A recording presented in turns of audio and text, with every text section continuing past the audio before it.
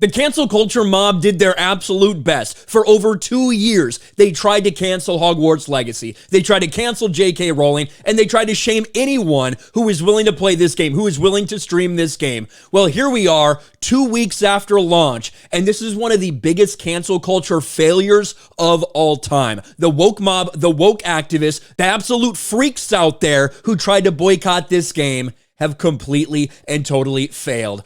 Hogwarts Legacy has earned $850 million in sales so far, despite calls to ban it. To put that in perspective, that's more than Black Panther Wakanda Forever made in its entire box office theatrical run. That's where we're at with Hogwarts Legacy right now in just 2 weeks of release. And we do finally have a number from Warner Brothers about how many games have sold so far.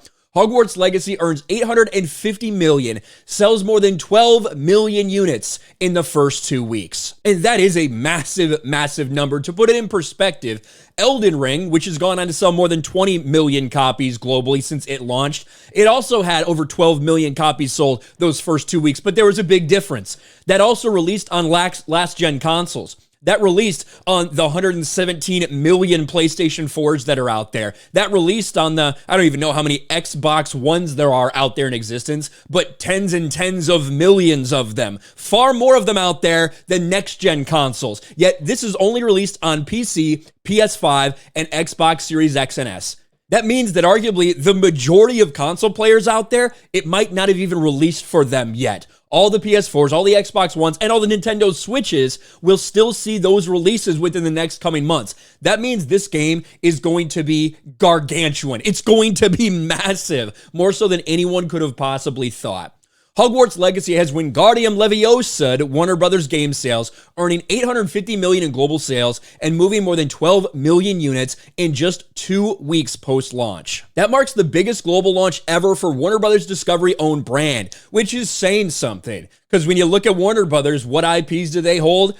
Things like Mortal Kombat, things like every single DC game, the Lord of the Rings games that are out there, and of course, all the other Harry Potter games that have ever been out there for all of eternity.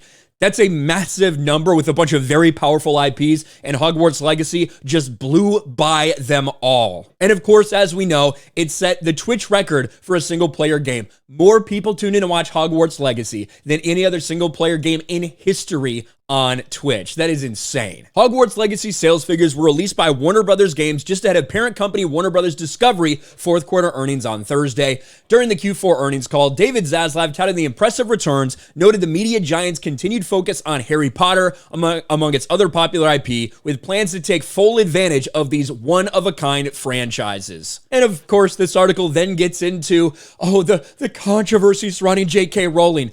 There's no controversy. There really isn't, because normal people don't think anything J.K. Rowling said is controversial. This didn't keep normal people away from buying this Hogwarts Legacy game. It hasn't made normal people burn their Harry Potter books and swear off the franchise. No, because 99.9% of people agree with the concept that there's a difference between biological men and biological women. That's the groundbreaking transphobic rhetoric from J.K. Rowling, something that literally everyone agrees with, unless you're a woke activist freak. Time and time again, these people show that they really don't have that much influence if people in power don't let them have that influence, because these are not normal people. If you saw these freaks on the street, you'd pay no attention to them. They've got anonymous profiles, they've got pronouns and flags all over their bio, all this garbage. They are not the vast majority of people out there. They are a small, fringe, activist minority who have had one of the biggest fails of all time.